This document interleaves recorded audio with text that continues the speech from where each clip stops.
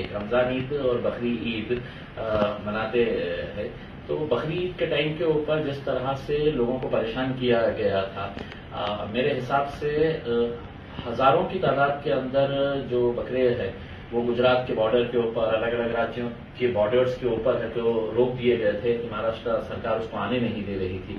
और ऐसे हालात के अंदर हमें खुशी है कि हमारे पार्टी के अध्यक्ष फैयाज साहब और हमारे महिला विंग के अध्यक्ष वो भी थे ना साथ, रिजवाना मैडम, ये सब वहां पे जाके गुजरात के बॉर्डर के ऊपर धरना आंदोलन करने के लिए बैठे थे उसमें। लेकिन पता नहीं है कि ये जो सरकार है उसने तय ही कर ली थी कि हम त्योहार होने ही नहीं देंगे करके।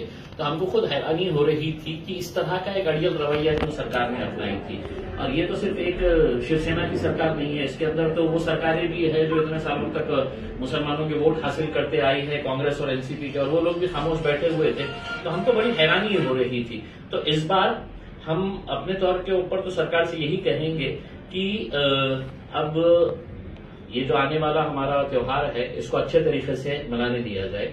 और अच्छे तरीके का मतलब ये है, हम एक तरीके से सरकार को ये बताना चाहते हैं कि अगर सरकार आपकी है, आप अगर अच्छे फैसले लेंगे तो हम उसको कबूल करेंगे।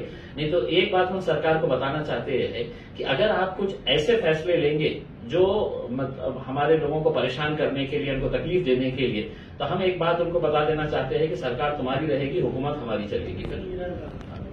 हमको हमारे को जोर जबरदस्ती करने मत दीजिएगा। अच्छे तरीके से त्योहार आए हैं और हम सिर्फ ईद की ही बात नहीं कर रहे हैं, आने वाले जितने भी त्योहार है आपको प्रतिबंध क्या क्या लगाने का है उसके अंदर, वो उसका ख्याल तो हम वैसे भी रखते हैं।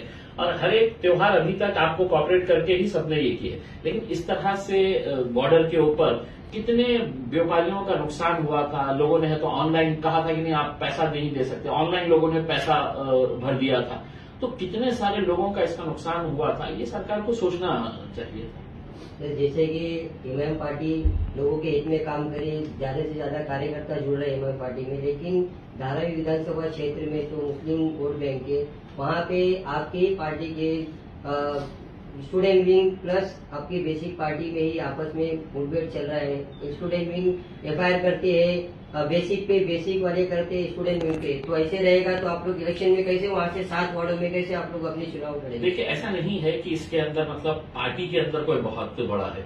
2 इंडिविजुअल्स, 2 शख्सियतों के बीच में झगड़ा हो सकता है किसी मुद्दे को लेकर, लेकिन हम उसको भी बहुत गंभीरता से लिए है उस इश्यू को भी। और यकीनन हम ये बिल्कुल इनडिसिप्लिन हम बर्दाश्त नहीं करेंगे किसी भी सूरत के अंदर। फैयाज साहब ने भी ये साफ किया है। हमने पार्टी की तरफ से भी एक पैगाम सबको देना चाह रहे हैं कि पार्टी का प्रोटोकॉल, पार्टी का डिसिप्लिन हर एक को मेंटेन करने का है। अगर कोई ये समझ रहा है कि मैं पार्टी से बड़ा हो गया हूं तो दूसरे ही दिन उनको घर जाना पड़ेगा उसमें। तो आपको अगर पार्टी के अंदर रहना है तो पार्टी के डिसिप्लिन को मेंटेन करिएगा, पार्टी के प्रोटोकॉल्स को मेंटेन करिएगा। जहां जहां पर जिसको रिस्पेक्ट देने का है वो रिस्पेक्ट आपको देना ही देना है करके। ये मत समझ लीजिएगा कि मैं अपने इलाके का बहुत ताकतवर इंसान हूं तो मैं इसको नहीं मानूंगा उसको नहीं मानूंगा करके उसमें। अब हम एक ये कर रहे हैं कि पार्टी के जो प्रोटोकॉल है, जो डिसिप्लिन है, उसके ताल्लुक से हम रिटर्न के अंदर एक ये दे रहे हैं। फतेही मतलब पार्टी है तो बगैर एक्शन लिए हुए रहेंगे नहीं।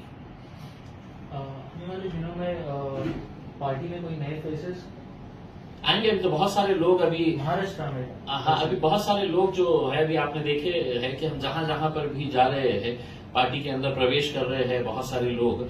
जैसे जैसे पार्टी की एक्टिविटीज बढ़ेगी, लोगों को अभी एक चीज समझ में आ गई है कि आप किसके साथ जाए। भाई जो लोग हैं तो कांग्रेस के साथ जाते थे, वो इसलिए जाते थे कि उनको शिवसेना और भारतीय जनता पार्टी नहीं चाहिए। जो एनसीपी के साथ जाते थे उनको ऐसा लगता था कि हम सेना के साथ नहीं जा। अब तो यही एक ही उसके ऊपर आ गए हैं तो उनके पास कोई ऑल्टरनेट बचा नहीं है सिवाय एमआईएम के। तो वो एमआईएम के पास आएंगे और हम खुले दिल से उनका स्वागत करेंगे, इस्तकबाल करेंगे और लोगों को कहेंगे कि वक्त की और हालात यही चीख कर कह रहे हैं या बाकी सबको आजमा चुके हैं, अब एमआईएम के साथ में आइए। तो जैसा कि लोग कहते हैं कि एमआईएम पार्टी खड़ी होती है, वहाँ का वोट काटा जाता है, बीजेपी और सेना को उसमें सपोर्ट मिलता है। ये लोग नहीं कहते हैं, ये लोग नहीं कहते हैं। ये वो पार्टियां कहती है जो ये समझती थी कि मुसलमानों का वोट मतलब हमारी जागीर, इसको कोई ले नहीं सकता है और लेना भी नहीं चाहिए, ये हमारी जागीर है। ये कैसा एमआईएम वाले आके तो मुसलमानों के वोट ले रहे हैं करके। तो जब उनको तकलीफ हो रही है, उनको हार का सामना करना पड़ रहा है, भाई हम तो एक बात साफ कहते हैं एमआईएम महाराष्ट्र में आई है, कामयाबी मिल रही है, तो क्यों मिल रही है? अगर जो सो कॉल्ड सेक्युलर पार्टीज थे, जो अपने आप को सेक्युलर बोलते थे और कहते थे कि नहीं मुसलमानों का वोट हमको मिलना चाहिए, अगर आप उनके साथ इंसाफ करते, उनके इलाकों के अंदर तरक्की करते, हमारे पास जॉब अपॉर्चुनिटीज क्रिएट करते बच्चों को, तो एमआईएम को जगह ही नहीं मिलती थी। लोग कहते थे कि नहीं आपको आने की जरूरत ही नहीं है यहाँ पे, हमारे लिए है तो ये पार्टी है, देखो कांग्रेस हमारा कितना ख्याल रखती है, एनसीपी कितना ख्याल रखती है। एनसीपी सत्ता में थी, सिवाय मुसलमान नौजवानों को जेल में भरने के और कोई काम ही नहीं किए थे उन्होंने। अब ये अलग बात है कि उनकी पार्टी के उनके मुसलमान लीडर्स जो है हमारे ऊपर इल्जाम लगा रहे हैं। ये वही लीडर है ना जो मतलब जब विपक्ष के अंदर बैठे थे तो भारतीय जनता पार्टी से कहते थे कि हमको रिजर्वेशन है तो दीजिए, आप मुसलमानों को रिजर्वेशन दीजिएगा। वो भारतीय जनता पार्टी से जिसको मुसलमान से कोई लेना देना ही नहीं है उसमें। अब जब खुद सत्ता में आ गए हैं तो हर एक की रिजर्वेशन की बात हो रही है, मुसलमान के रिजर्वेशन की बात ही नहीं हो रही है। मैं तो अपील करूंगा जितने भी मुस्लिम एमएलएज और मिनिस्टर्स है, 1 महीने का है तो अल्टीमेटम दे दीजिएगा सरकार को कि 1 महीने के अंदर मुसलमानों के रिजर्वेशन का फैसला करिए, नहीं तो हम रिजाइन कर रहे हैं करके। आप ये फैसला करिए, पूरी कौम आपको सर आंखों के ऊपर बिठाएगी, हम खुद उनको कांधे के ऊपर बिठाकर है तो शहर के अंदर घुमाएंगे, ये कौम के हमारे लीडर है करके बताइएगा। लेकिन कुर्सी से चिपक के बैठना है, एमएलए बन गए हैं, मिनिस्टर बन गए हैं, तो अब काय का फॉर्म वॉर्म कुछ भी नहीं। फॉर्म कब याद आएंगी? इलेक्शन में तो फिर फॉर्म याद आ जाएगी, फिर हमारे जज्बातों के साथ खेला जाएगा करके। करिए ना, आपको मैं चैलेंज के साथ बोल रहा हूँ। कितने ऐसे भाषण हैं उनके कि जहां पर जब वो विपक्ष के अंदर थे तो देवेंद्र फडणवीस को बोलते थे कि इनको रिजर्वेशन मुसलमानों को देना चाहिए, कोर्ट ने दिया है। अरे आप सत्ता में है ना, आपके एक उसके ऊपर 10 मिनट में आप फैसला कर सकते हैं कि हाईकोर्ट का फैसला है इनको देना चाहिए, लेकिन किसी के मुंह से सुने हैं? और मुसलमानों के तो छोड़ो, मुसलमानों के वोट मांगने वाले जो लीडर्स है, शरद पवार साहब आते हैं मुसलमानों के पास, एनसीपी के बड़े बड़े दूसरे लीडर्स जो है, मुसलमानों के वोट चाहिए, मुसलमानों की तरक्की नहीं चाहिए, मुसलमानों को एजुकेशन नहीं देने का है, मुसलमानों को जॉब अपॉर्चुनिटीज क्रिएट करके नहीं देने का है, सिर्फ वोट के हद तक रख डालो इनको। सभाएं की अब तक इस मुद्दे पे? नहीं, सभाएं तो हमने नहीं लिए है क्योंकि सभाओं के लिए अभी भी मतलब थोड़ा सा हम लोग तो एहतियात कर रहे हैं, प्रशासन की तरफ से भी मतलब अभी सभाओं के लिए ये नहीं है। लेकिन हमने मीटिंग्स किए हैं, बहुत सारी मीटिंग्स किए हैं लगातार कंटिन्यूअसली, बगैर खाए पिए है तो हम लोग मीटिंग्स कर रहे हैं। अब कुछ दिनों के बाद फिर आएंगे और भी मीटिंग्स लेंगे, तो ये सिलसिला जारी रहेगा। लोगों को क्या मैसेज देना चाहते हैं?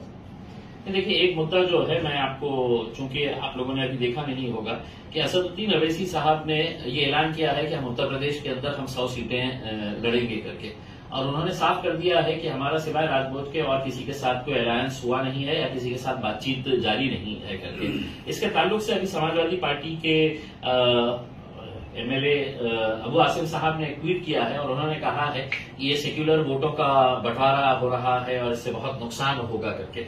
मैं मजलिस के तरफ से है तो अबू आसिम साहब को ये कह रहा हूं कि आप भी मजलिस ज्वाइन कर लीजिएगा। आपको हम दावत देते हैं कि आप मजलिस ज्वाइन कर लीजिएगा। हम, आप, असद अवैसी साहब मिलकर जाकर उत्तर प्रदेश के अंदर अपनी ताकत कैसी बढ़ा सकते हैं, हम उसके लिए काम करेंगे। वरना अबू आसिम साहब, जो हाल वहां पे हमारे जो समाजवादी पार्टी के बड़े लीडर जो आज जेल के अंदर है, उनका पूरा परिवार जेल के अंदर है, उनकी क्या हालत हुई है और उनके लिए कौन खड़ा हुआ। सेक्युलर कह रहे हैं ना, मुलायम सिंह का परिवार भी है तो उनके साथ खड़ा नहीं है। आज समाजवादी पार्टी उत्तर प्रदेश के अंदर जो बड़ी है उसके अंदर ठीक है हमारे मतभेद हो सकते हैं, लेकिन आजम खान के कंट्रीब्यूशन को कोई नहीं इनकार कर सकता है। बिल्कुल गलत यह है कि मुसलमानों का चेहरा था, जब उनको वोट मांगना रहता था तो आजम खान को आगे खड़ा किया जाता था। आज आजम खान जेल के अंदर है, उसका परिवार जेल के अंदर है, उनकी बीवी, उनके बच्चे हैं तो आज इस तरह से परेशानी की जिंदगी गुजार रहे हैं। तो आप है तो ये सेक्युलरिज्म का है तो ढोंग रच रहे हैं हमारे सामने। मैं आसिम भाई आपको भी अनुरोध कर रहा हूं, अपनी ताकत को समझिए। गए वो दिन कि जब आप मुलायम सिंह को अपना नेता समझते थे, आप हमारे साथ आइए।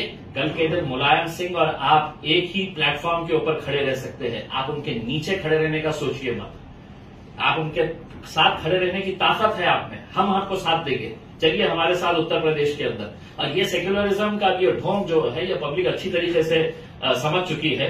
नतीजे जब आएंगे तब आपको समझ में आएगा कि ये सेक्युलर का जो ये पिछले 70 सालों से मुसलमानों को ये जो बेवकूफ बनाया जा रहा है सेक्युलर वर्ड के नाम के ऊपर, अब मुसलमान उसका कैसा जवाब देते हैं। आप उत्तर प्रदेश से इंशाल्लाह उसकी शुरुआत होगी। मदनपुरा में जो इलेक्शन आने वाले उसका आपका क्या प्लान है? देखिए, लड़ना है लड़ेंगे इंशाल्लाह। तो वही सर आपसे ही क्वेश्चन है कि क्या ऐसे मुद्दे हैं जो लूप होल्स है जिनको पार्टी फुलफिल कर सकती है जो अभी जो रूलिंग पार्टी नहीं कर रही, अगर आप उसके बारे में कुछ सबसे बताएं। बड़ी बात है कि माइनॉरिटी के हुकूक इस सरकार ने छीना है और हम अपने अधिकार लड़े लड़ाए, मुल्क को संविधान को बचाने लड़े लड़ाए। दलित हुआ, मुसलमान हुआ, आज सबसे कमजोर तबका कमजोर से कमजोर चला जा रहा है। हमारी कोशिश होगी जितने भी कमजोर तबके हैं उनको उठाएं, उनकी राय लड़ें। सर आपसे मेरा सवाल कि आपकी मुंबई